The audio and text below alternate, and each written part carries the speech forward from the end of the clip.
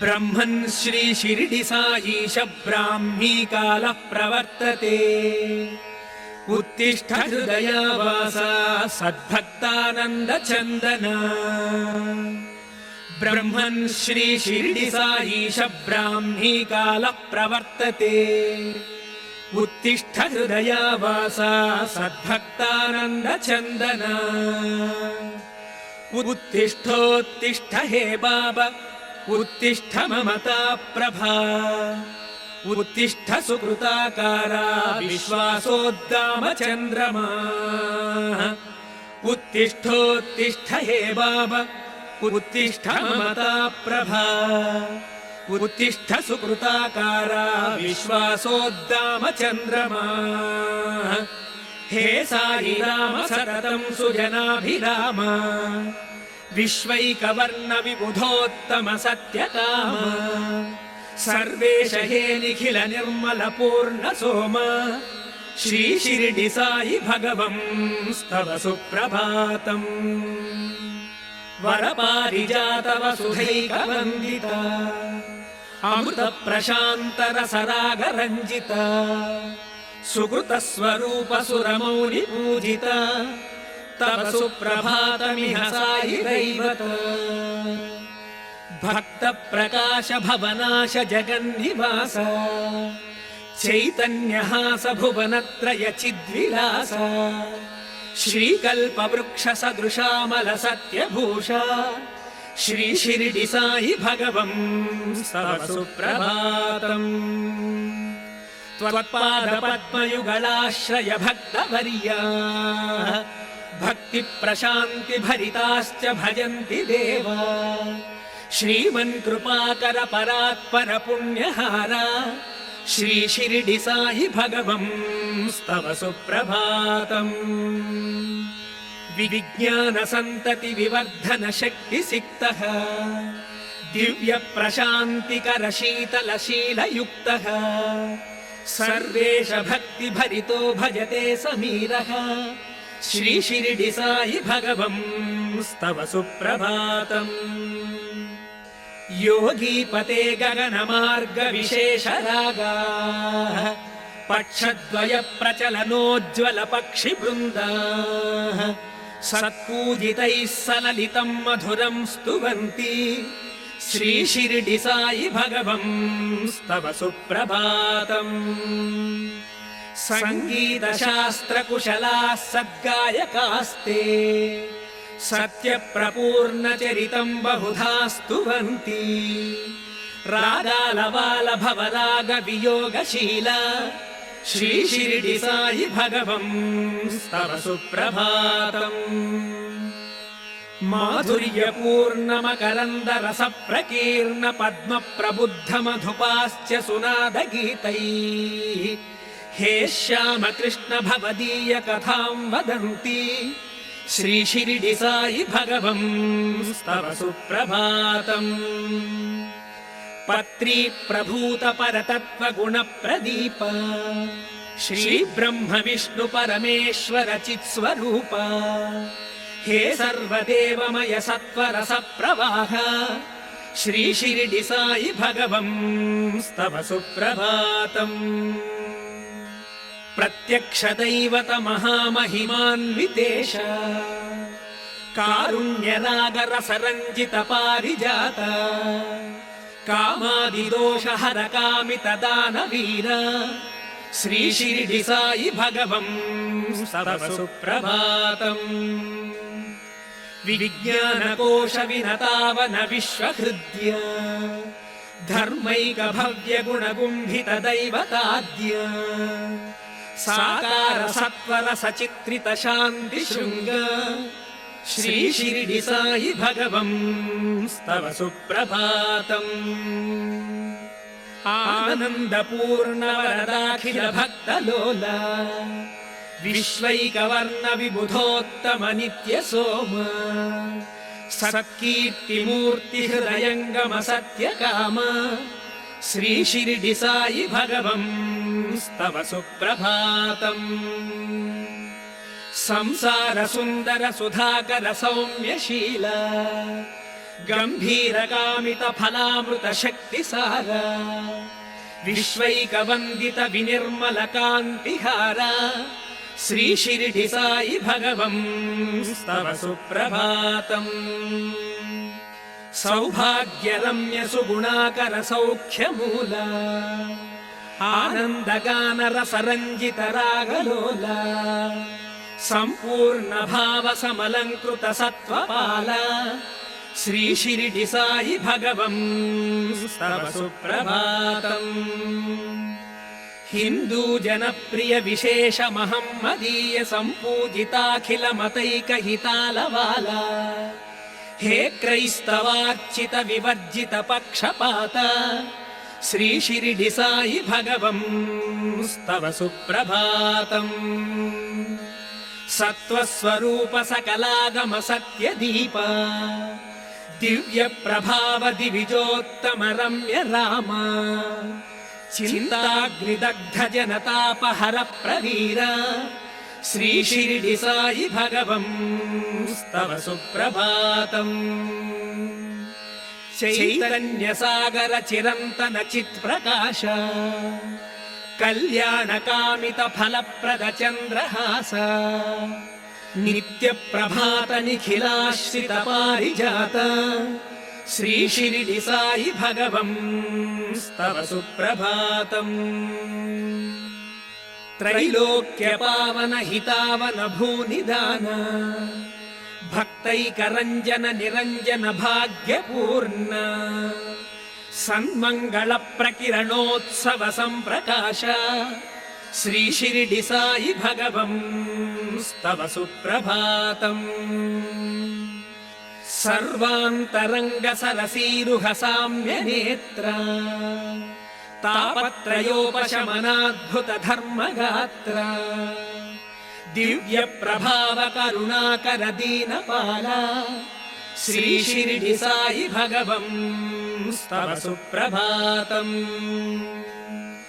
దుర్మార్గవర్గ దురితౌఘ విఘాత వీర్య సన్మార్గరాగరస చర్చిత శాంతి రమ్య ఆనందరూప జన జాగృతి దివ్య దీప శ్రీ షిరిడి సాయి భగవం స్తవ సుప్రభాతం. సూర్య ప్రభాచరు చిరాకృతి సుప్రకాశ పద్మద్యుతి ప్రసరతి స్త్విహ పద్మనేత్ర విశ్వస్వరూప సతతోజ్వల సత్యదీప శ్రీ షిరిడి సాయి భగవం స్తవ సుప్రభాతం. సర్వే హి దేవ సరసీరుహలోచనత్వాం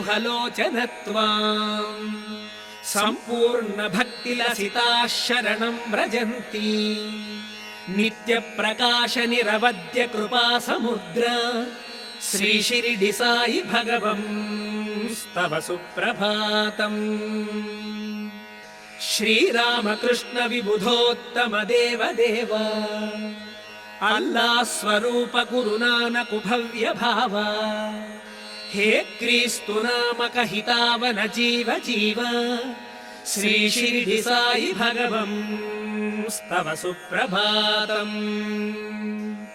హే సాయి రామ పరిపూర్ణ గుణాభిరామ హే నిష్కలంక నిరతోజ్వల రమ్య సోమ అజ్ఞానగాఢతిమిరాంతక సౌమ్య సూర్య శ్రీ షిరిడి సాయి భగవం స్తవ సుప్రభాతం.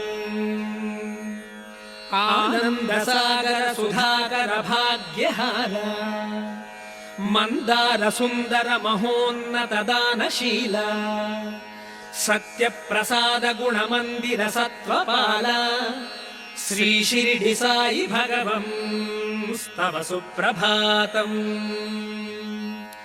కామాదివర్గ రిపుదుర్గ వినాశ వీర్య సంసార పాపతిమిరాంతక శీత సూర్య సర్వార్తి సంచయ విభంజక భక్త భాగ్య శ్రీ షిరిడి సాయి భగవం స్తవ సుప్రభాతం.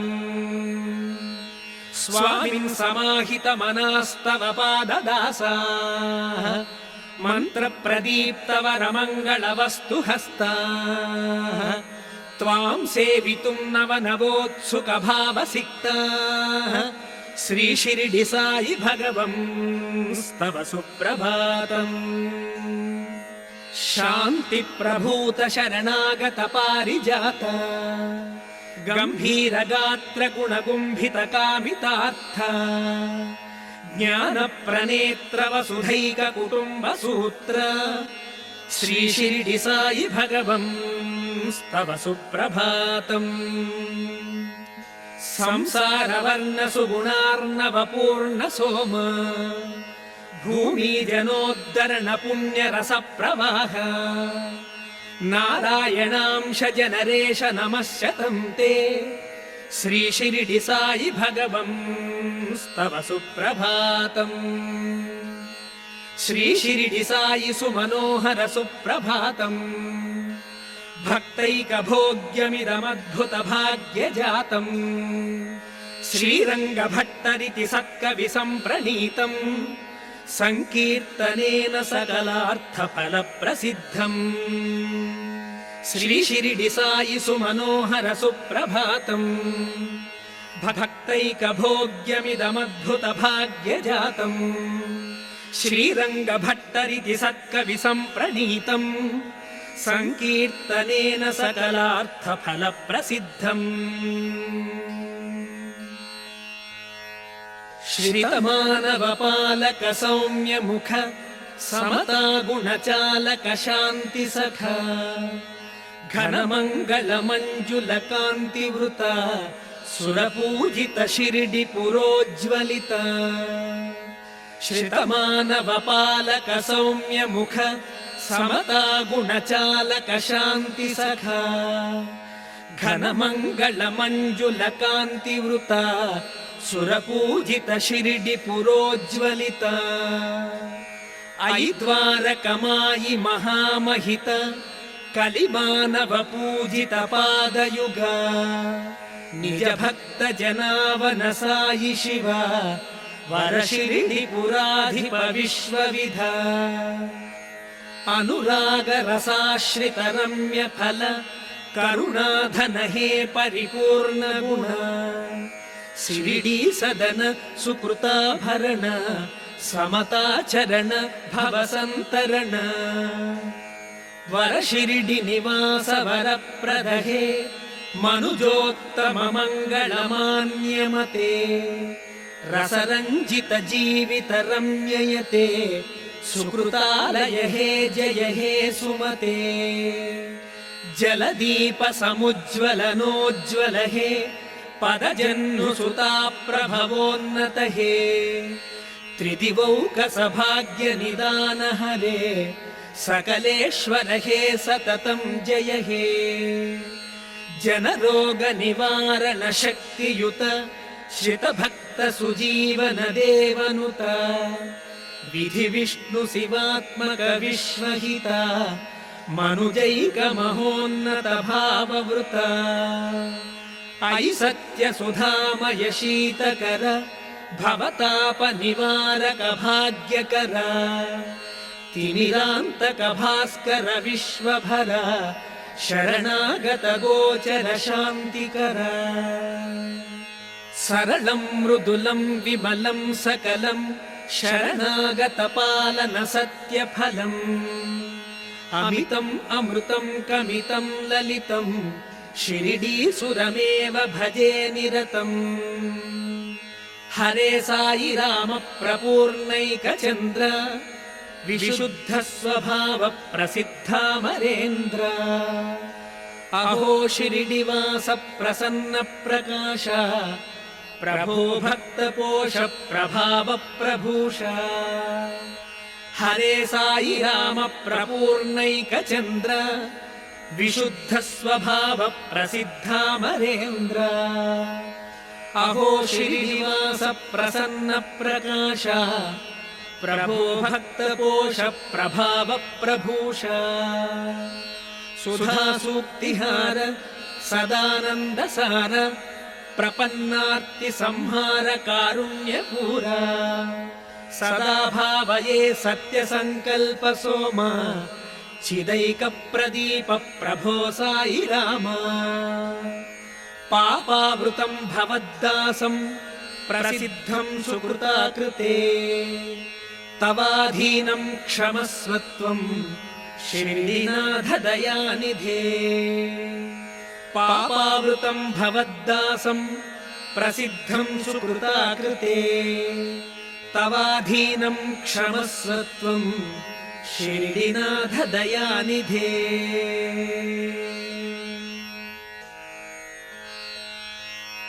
मां नित्यं परिपाहि पापभरितं श्री साई रामाश्रितं सत्यं त्वच्चरणारविन्दयुगलध्यानामृतास्वादिनम् आनन्दामृतरागरञ्जित गुरो द्वारकामायि प्रभो दत्तात्रेय यतीन्द्रनानकु महादेवेश शिरडी विभो मां नित्यं परिपाहि पापभरितं श्री साई रामाश्रितं सत्यं त्वच्चरणारविन्दयुगलध्यानामृतास्वादिनम् आनन्दामृतरागरञ्जित गुरो द्वारकामायि प्रभो दत्तात्रेय यतीन्द्रनानकु महादेवेश शिरडी विभो रम्यौ रसामृतगुणौ करुणान्तरङ्ग दिव्यौ त्रिलोकशरणागत दीनगम्यौ भव्यौ भवाब्धितरणाद्भुतनव्यभाग्यौ श्री शिरडी साई चरणौ शरणं प्रपद्ये आनन्दमन्दिर विकास विलासहास मन्दार सुन्दरवरौ मधुर प्रभावौ मान्यौ महोन्नत पवित्र कृपा समुद्रौ श्री शिरडी साई चरणौ शरणं प्रपद्ये विश्वे कदाचिदपि साम्यतथा विदूरौ काव्येषु चागतिकया कविपद्मभावौ कारुण्यगन्धमकरन्दरसप्रवाहौ श्री शिरडी साई चरणौ शरणं प्रपद्ये भक्तार्तिभञ्जनपरौ भवतापहारौ सन्ध्यात्रये च सकलोत्तमसत्त्ववन्द्यौ दिव्यप्रदीपविभवौ हि दिवाकरौ द्वौ श्री शिरडी साई चरणौ शरणं प्रपद्ये श्रीक्रीस्तु हैन्दव पराभिध मुस्लिमाख्य विश्वप्रभूतमत भक्त सुपूजितौ हि सत्यप्रकाशललितौ समता स्वरूपौ श्री शिरडी साई चरणौ शरणं प्रपद्ये भक्त प्रणाम पुलकाङ्कित पुण्यपुष्पौ सौन्दर्य सौम्य सुकुमार गुण प्रपूर्णौ सर्वत्र सर्वमत सम्मत चित्र चिह्नौ श्री शिरडी साई चरणौ शरणं प्रपद्ये नित्यं विशिष्य शरणागत पालनाख्य सत्कार्य सन्तति समाहित शक्तियुक्तौ सत्य प्रसिक्त करुणारसराग रक्तौ श्री शिरडी साई चरणौ शरणं प्रपद्ये शान्ति प्रसून समलंकृत कान्तिरत्नौ विज्ञानकोश विमलाखिल भावनूत्नौ जातीयता श्रुति विबोधक देशिकौ द्वौ श्री शिरडी साई चरणौ शरणं प्रपद्ये स्त्री बाल वृद्ध तरुणाश्रित रम्य रूपौ सर्वत्र दीप्तमतमानवता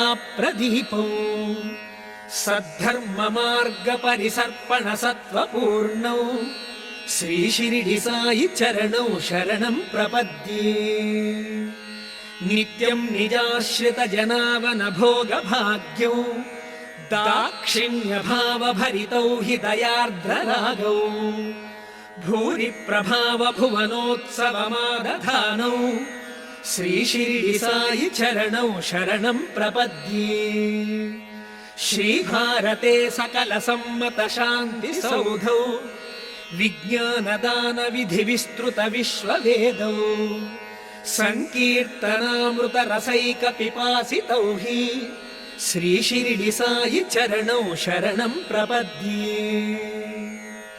ధర్మోన్నతౌ ధనిక వర్గ సుపూజితౌ హి దీనార్చితౌ దివిజలోక విభూషితౌ చ కాలత్రయేపి కమనీయ కథాకలాపౌ శ్రీ షిరిడి సాయి చరణౌ శరణం ప్రపద్యే. గంగా ప్రవాహ కమనీయ కళాతరంగౌ సంగీత గీత రసికౌ చ కృపాంతరంగౌ విశ్వాసపీఠ పరినర్తన దివ్యశీలౌ శ్రీ షిరిడి సాయి చరణౌ శరణం ప్రపద్యే. సత్వప్రధాన జన పూజిత సత్య పద్మౌ సమ్మోహకౌ సకల మోహ విభంజకౌ చ తాపత్రయోపశమనౌ హి దయా విశేషౌ శ్రీ షిరిడి సాయి చరణౌ శరణం ప్రపద్యే. సత్య ప్రధాన సమతా గుణ సౌమ్యశీల శ్రీచంద్రహాస చిరవాంఛిత దానలోలా శ్రీపారిజాత నిరతం పరిపాహి భృత్యం శ్రీ షిరిడి సాయి భగవన్ ప్రణతోస్మి నిత్యం.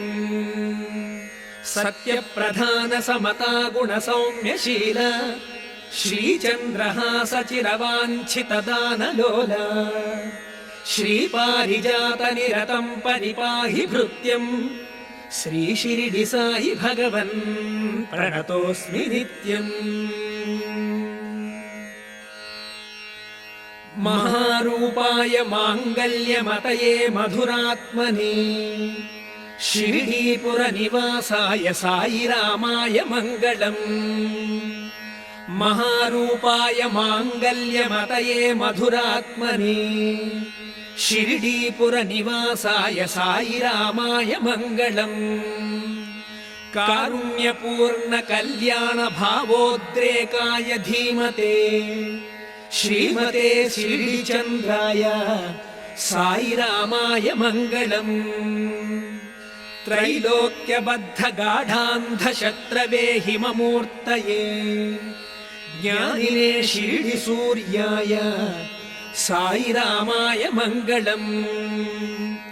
మహామధుర మందార మూర్తయే మాన్యకీర్తయే కృపా సంజీవినే షిరిడి సాయి రామాయ మంగళం.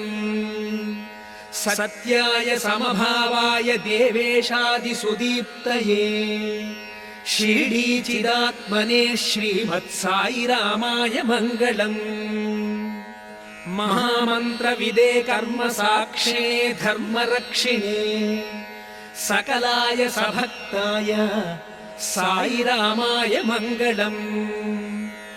పరస్మై తేజసే ద్వారకామాయి కరుణాత్మనే సఖ్యేతే సుఖదీపాయ సాయి రామాయ మంగళం. అమేయ భావ సంభావ్య శక్తయే రససూక్తయే సుధా సద్రీచి రూపాయ సాయినాథాయ మంగళం. విజ్ఞాన వపుషే నిత్యం విశేష జ్ఞాన వేధసే శ్రిత సంజీవినే శ్రీమత్ షిరిడినాథాయ మంగళం. విశ్వానంద వికాసాయ మత సమ్మత రూపిణే శాంతస్వరూపిణే షిరిడి సాయినాథాయ మంగళం. దివ్య జ్ఞాన విభూషాయ భవ్యానంద ప్రదాయినే శ్రీరమ్యమతయే షిరిడి సాయినాథాయ మంగళం. ఆనందామృత సంకీర్ణ వరవైభవ వర్షిణే సత్యధర్మరతాయాస్తు షిరిడినాథాయ మంగళం.